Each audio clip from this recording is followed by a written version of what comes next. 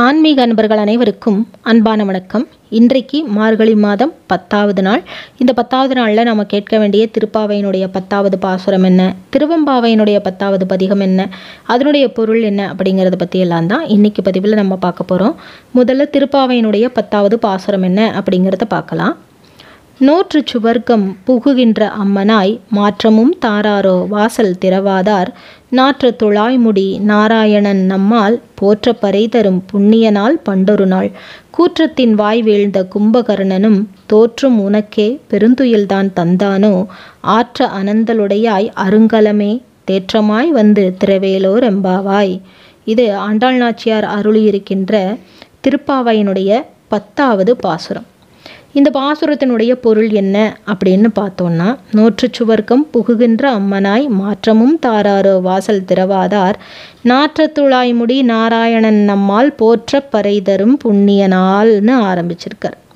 முற்பிறவியில் சரி, எந்த பிறவியில் இருந்தாலும் சரி, எம்பெருமான் நாராயணனை எண்ணி மனதார துதித்து நோன்பு இருந்து வழிபாடு பண்ணினதனுடைய பயனாக இப்போது சொர்க்கம் மாதிரி நல்லா தூங்கிட்டுருக்கிறியே, சுகமாக தூங்கிட்டுருக்கிறியே அப்படின்னு தூங்கி கொண்டிருக்கின்ற தோழியை கிண்டல் செய்கிறார்கள் தோழிகள். உன்னோட வீட்டு கதவை திறக்காட்டாலும் பரவாயில்ல, பேசக்கூட மாட்டியா நீன்னு கிண்டல் பண்ணுறாங்க. நறுமணம் வீசுகின்ற துளசியை தலையிலே அணிந்த நாராயணனை நாம் போற்றி பாடினால் அவன் நம்முடைய நோன்பிற்கு உரிய பலனை உடனே தருவான். முன்னாடி கும்பகர்ணன்னு சொல்லுவாங்க இல்லையா, அவரை தான் தூக்கத்திற்கு உதாரணமாக சொல்லுவாங்க. அவருடைய தூக்கத்தை பார்த்தா நீ அவரையும் தோற்கடித்து விடுவாய் போல தெரிகிறதே, அதனால் சீக்கிரம் எழுந்துரு, பெருமாளை நாம் பாடி வழிபாடு செய்வதற்காக கிளம்புவோம் வா அப்படின்னு சொல்லி கூப்பிடுறாங்க. அப்பொழுதே அவர்கள் தூங்குகின்ற விதத்தையும் அழகாக கேலி செய்து ஆரம்பித்திருக்கின்றார்கள். அப்போவே ஆண்டாள் நாச்சியார் பாருங்க எவ்வளவு அழகாக நகைச்சுவையாகவும் கிண்டல் செய்து தோழியை எழுப்பியிருக்கின்றார். அடுத்ததாக திருவெம்பாவையினுடைய 10வது பதிகம் என்ன அப்படிங்கிறத பார்க்கலாம். பாதாளம் 7னும் கீழ் சொற்கழிவு பாதமலர் போதார் புனை முடியும் எல்லா பொருள் முடிவே பேதை ஒரு பால் திருமேனி ஒன்றல்லன் வேத முதல் விண்ணோரும் மண்ணும் துதித்தாலும் ஓத உலவா ஒரு தோழன் தொண்டர் உளன் கோதில் குலத்தான் தன் கோயிற்பினா பிள்ளைகாள் ஏதவன் ஊர் ஏதவன் பேர் ஆருற்றார் ஆர் அயலார் ஏதவனை பாடும் பரிசேலோர் எம்பாவாய். இது மாணிக்க வாசக பெருமான் கொடுத்திருக்கின்ற திருவெம்பாவையினுடைய 10வது பதிகம். இதனுடைய பொருள் என்ன அப்படின்னா, நம்ம முதல் பாடலிலேயே முதல் பதிகத்திலேயே மாணிக்க வாசக பெருமான் சொன்னது சொல்லியிருந்தோம். ஆதியும் அந்தமும் இல்லாத அருட்பெரும் ஜோதியாக ஜோதி பிளம்பாகத்தான் காட்சி தருபவர் எம்பெருமான் சிவபெருமான்.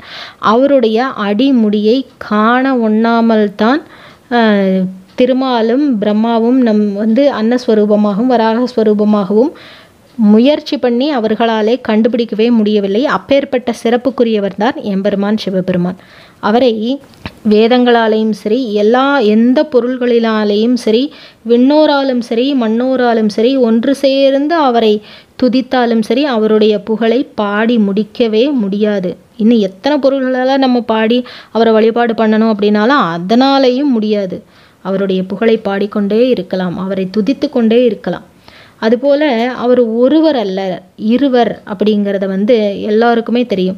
தன்னுடைய இடபாகமாக அம்பாளை வைத்து கொண்டிருப்பவர், சக்தியை வைத்து கொண்டிருப்பவர். அதனால் அவர் ஒருவர் அல்ல அப்படிங்கிறதும் நம்ம எல்லோருக்கும் தெரியும்.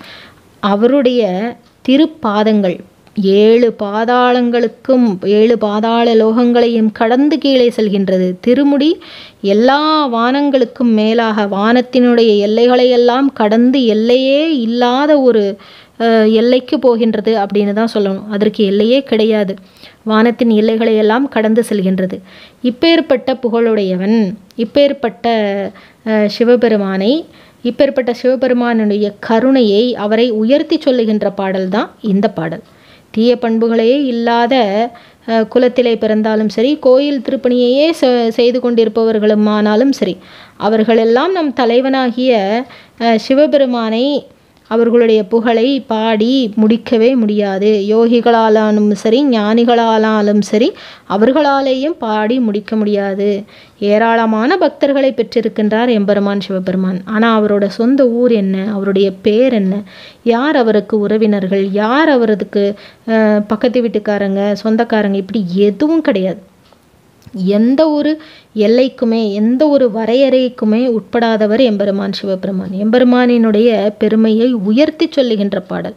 அப்படின்னா அவருக்கு நம்ம என்ன மலர்கள் சாத்துறோம், அது ஒன்று இருக்கு இல்லையா? அவர் விரும்பி அணியிறது ஊமை, ஊமத்தை, தும்பை, எருக்கு, இந்த மாதிரி மலர்களைத்தான் நாம் அணிவிக்கிறோம். ஆனால் நாம் என்ன மலர்களை சூடிக்கிறோம்? இதில் எது ஒரு மலரையாவது நம்ம சூடிக்கிறோமா? இல்லை. நல்ல நறுமணமிக்க ரோஜா, மல்லி, முல்லை, இதைத்தான் நாம் சூடிக்கிறோம். ஆனால் பெருமானுக்கு ஊமத்தை, தும்பை, எருக்குன்னு இந்த மாதிரி மலர்களை சூடுறோம். ஆனால் அவர் வேண்டான்னு சொல்கிறாரா? அதையும் அன்போடு ஏற்றுக்கொள்கின்றார். அவ்வளவு எளிமை மிக்கவர் எம்பெருமான் சிவபெருமான். எம்பெருமானினுடைய கருணையையும் அவருடைய பெருமையையும் உயர்த்தி சொல்லுகின்ற பாடல் இந்த பாடல். இந்த பதிவு உங்கள் எல்லோருக்குமே உபயோகமாக இருந்திருக்கும். உங்களுக்கு பிடிச்சிருந்ததுன்னா லைக் பண்ணுங்கள், உங்களுடைய நண்பர்களுக்கும் ஷேர் பண்ணுங்கள். மறக்காமல் ஆன்மீகம் நியூஸ் யூடியூப் சேனலை சப்ஸ்கிரைப் பண்ணிக்கோங்க. மீண்டும் அடுத்த பதிவில் சந்திக்கிறேன். நன்றி, வணக்கம்.